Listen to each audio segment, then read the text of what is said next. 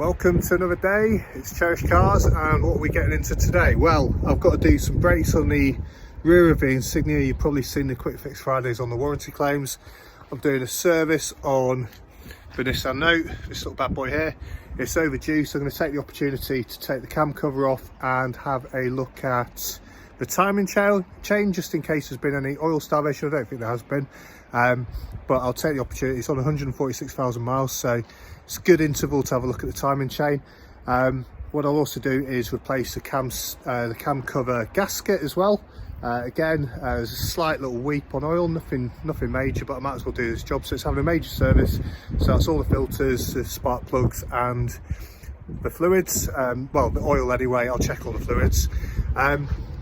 Probably coming up to do the clutch quite soon on the Note as well. I drove it the other day. It's been a while since I drove it. I straight away thought, oh god, that's not very healthy, but it's done 146,000 miles, so it's done well.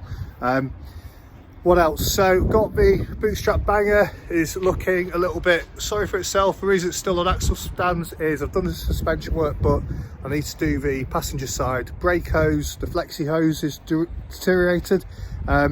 Also got a coolant issue on that, so I'm going to get the thermostat off it. I'm going to check the thermostat. It's the first job I'm going to do on there, but it's probably, I don't think I'll get to that today, but that'll be like the third car I'm working on. And then we've still got Doug the Bug. Haven't done much on Doug for a little while.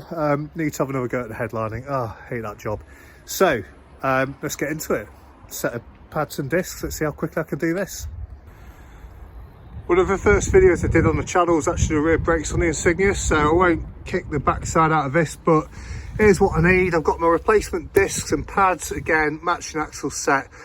These are guaranteed for 24,000 miles, 2 years, whichever one happens first. I don't think I'll get the guarantee on these because these are kind of parts I've got from the guarantee, so we'll see. But when I take off the old components, we'll see what's failing. It might actually be a mechanical fault with the hub carrier, although I did rebuild them, so I don't think it is. Consumables I'm going to need: just a bit of grease for the sliding pins, some brake cleaner to get the protective film off these bad boys, some copper anti-slip just to stop any squeaking, and of course the brake carrier rewind tool. And before I stick the wheels up in the air, I'll crack off the nuts on the actual wheels, just so I can undo them when they're up in the air and they haven't obviously got the friction of being held on the ground. And I'll also undo the handbrake before I lift the back end up. If you forget to undo the handbrake, you can have a bit of a mare taking things apart and putting them back together, as in it won't work. So I'm going to smash on with this. I'll try and remember to stick a link in the top corner of the screen to the other video. So if you want to see how to do this properly, including how to rebuild the calipers, then there is a video on the channel about that. See you in a few seconds. Have you ever seen a safer workplace? We are chocked up in first gear. We've got a spare tyre underneath, we've got a jack still in, and we've got a jack stand. Boom, that's pretty Gucci. Happy days. Less good is I managed to detach the bottom of the stone guard because I'm a moron and I was yeeting on a pry bar. But it's okay, we'll just modify that and we'll call it weight saving. That's a performance upgrade. Right, onto the discs. This side, this is the passenger side. The the disc is not too badly worn at all. In fact, it's not far off full thickness, there's hardly any lip, and the meat on the pads is still pretty good. So this is the rear side facing inside, and this is the outside. Some really good thickness on the outside there. Quite impressed. We've got the handbrake assembly on this side as well, so I always feel like this side does most of the heavy lifting, so that's really good to see. And if you remember the previous videos, you'll know I rebuilt these boots. That's all looking really good. So far so good. Really happy with this side. It looks absolutely fine. These look absolutely like I'd expect them to be after 12 months and probably about 18,000 miles. So yeah, these have got plenty of life left in them. Let's go to the other side and have a look. Now things are a bit different here. So first of all, the disc, it's got a bit of scoring in the middle, and I'll show you why that is in a minute. Now that's not too bad. You could definitely grind that back down. There's a scratch there from taking the brake caliper carrier off, but again, there's no discernible lip. The disc itself is full thickness, that's absolutely fine, no lip either side. On the pads, however, bit of a different story. So this is the inside on this side and this is the outside, and the outside pad is worn right down, like there's literally no friction material left. You can see there's quite good light on that now. Let me get right in there. You can see there's like barely any friction material left. We're down to metal, and that's what's caused this scoring around. So what I am going to do on this side is I will undo the bolt carrier assembly and re-grease those pins and just have a look at those. But I have to say, I think it's the pad and not the carrier, and the reason I say that is because the wear is not excessive on the inside. It does look like it's been compensating. There's a little bit of mushrooming on the edge, but that's probably since this side has failed. Not ideal. This isn't anything to worry about, that's just a bit of copper grease, so it's not rusty or anything like that. So I will replace both sets, but I will have a look inside here before I put anything back together.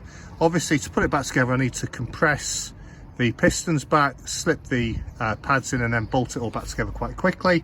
But it should be quite a straightforward job. And I've just had a little look around suspension components, and this went in for a recall recently for the rear toe arms, and I don't think they did the work. So I've just had a little look down underneath on both sides, and everything does look okay. I was a bit worried about that. So far so good. We'll get cracking.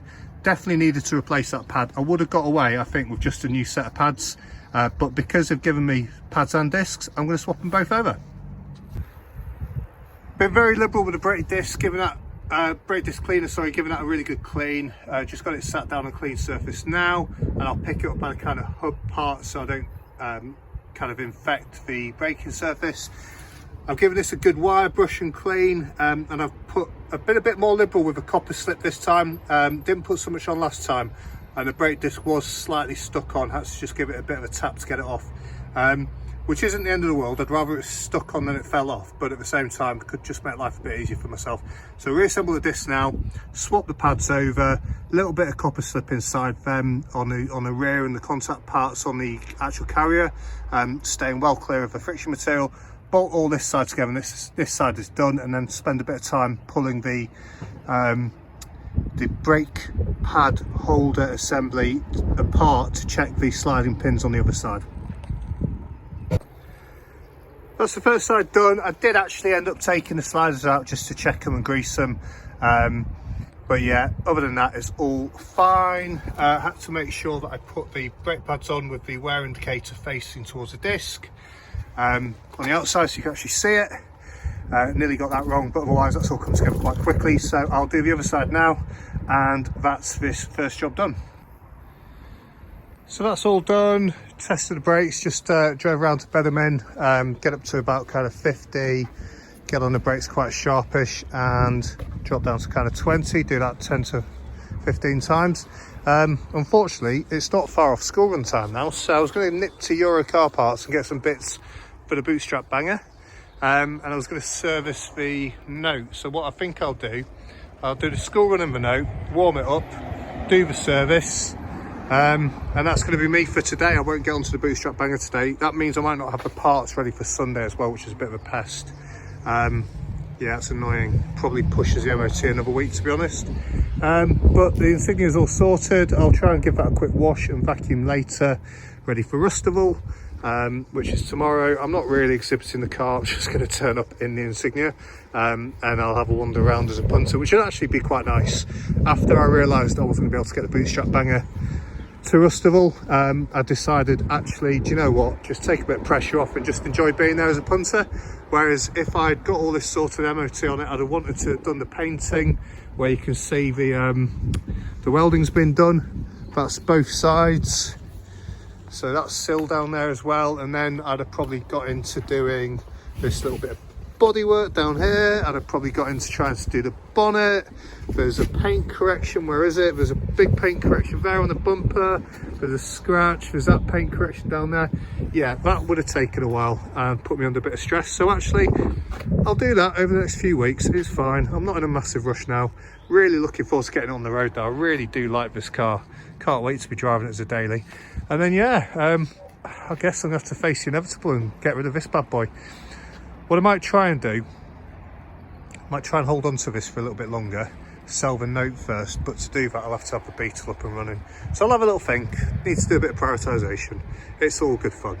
Anyway, so I'm going to make a start on the service on the Note. I'm just going to do the oil filter and air filter change. So a bit of a mini service. I've got a set of plugs and the new gasket for the rocker cover, and I'll check the timing chain as well. But that's a bit of an involved job. It's not a massive job, but I'll do that Sunday when I've got a bit of time. And I'll also change the cabin filter then as well. And on Sunday I'll also do the thermostat, check the thermostat on here and start looking into the coolant issue. And if I get the part, I'll do the flexi hose on the bootstrap banger as well. So I'll just get on with this because it's about 5:30. I'm going to lose light. I don't think I'll get the Note, the Insignia clean today. I'm supposed to be going to Rustival tomorrow, so I probably won't wash it. You know, I tell myself I'll do it in the morning, but I won't. So that'll be going dirty, but never mind. I'm not showing it anyway.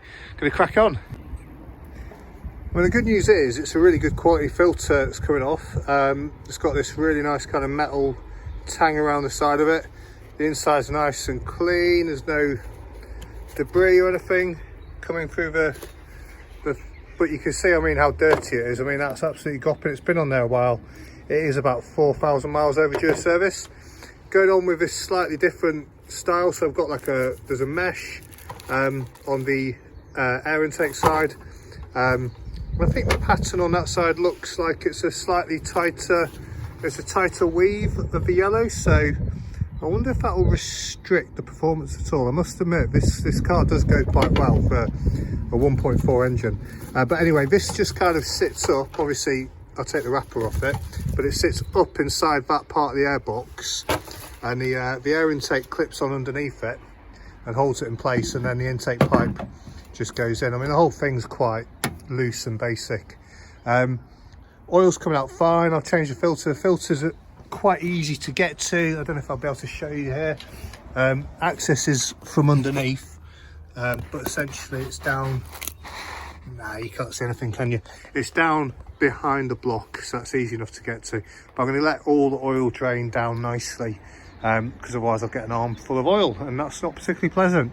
So I'll get this air filter on and then get on with the filter as the next job, and then I'll put the sump plug back in, have a clean up of the washer. I don't know if I've got a spare copper crush washer, so I'll have a look for one of them, and then I'll top it up. It wants about 3.5 litres, so I'll bang 3 litres in and then just check the dipstick as I go for the extra kind of 1/2 litre or so. I'll get it back on level ground for that and make sure it gets up to temperature before I finalise it off. And there you go, really quick, simple, easy service. Probably take 20 minutes in total. No excuses for not doing this at home, guys. Keep your engines healthy. It's worth it in the long run. Absolute classic. So the oil filter is absolutely seized, stuck. I've tried everything, I can't do anything. I can get really good access to it, but I need like some kind of claw tool or maybe an oil filter strap. And yeah, guess what? I don't have one. Hard to believe, because do you know, you see them all the time on sale in Lidl or Aldi. I can't believe I've never picked one up. Truth be told, I've never really needed one. I don't know who's done that up. It feels like we've used fucking Loctite on it, excuse me for swearing. Yeah, that's a bit of a nose really, because the wife's probably going to want the car in the morning, so she seems to be off her deathbed now, so yeah. What do? Do I fill it up with old oil, or do I just take the hit and go down Halfords now and pay whatever money they want for a bloody Silverline tool that I could get for a third of the price online? I'm going to Halfords, aren't I? I'm going to Halfords because I can fill 3.5 litres of oil in the dark if I need to, so I might as well go and see what the tool's going to cost me. Joyous, joyous, joyous joy. At least I'm on ramps and blocks for this job, so it'd be nice and easy once I've done it just to take it off, put that stuff away, knee drop. So yeah, nice and easy. Might as well do it. That's annoying because I've been in Halfords today already. Anyway, I'll get on with it. Okay, so that is the service done. 3.5 litres of oil, the old Bosch filter off and a new, I think, Vicks one on. Perhaps not the best quality filter, but you know, it's more important to maintain the frequency. definitely got quite a bad leak. You can see there the leak coming from the gasket around the camshaft cover, and on the other side it's really bad as well, so that definitely needs doing, so I'll do that next. But air and oil filters and oil renewal done, so that's the engine protected at least. Did have a little bit of a spillage, which is really annoying. I've never done that before, so I'm gonna have a good clean of that. Clean the tools, put them all away. So yeah, hope that was okay. Would have been a 20-minute job if I could have got the oil filter off straight away. Had to go and get a tool. I've now got that tool for future reference. 15 quid, you know, it is what it is. But yeah, not a long job at all. And like I say, you know, you're going to pay 150, maybe even 200 quid at a garage to do that. It's about 30 or 40 quid in parts and 20-30 minutes, you know, if you don't have to fight a filter. So well worth it. You know, if that was my day rate or my hourly rate, I'd be very happy. So well worth it. Hope that was useful. As I say, today I've done the rear brakes on the Insignia, mini service on the Note. Still got a bit of work to do left on the Note. Got a bit of work to do on the Bootstrap Banger. Hopefully that'll all follow on Sunday. But in between now and then, I'm taking this bad boy to Rustival. Might give him a wash. Probably won't, to be honest. So yeah, you'll see some content from there. Thanks for watching. See you on the next one.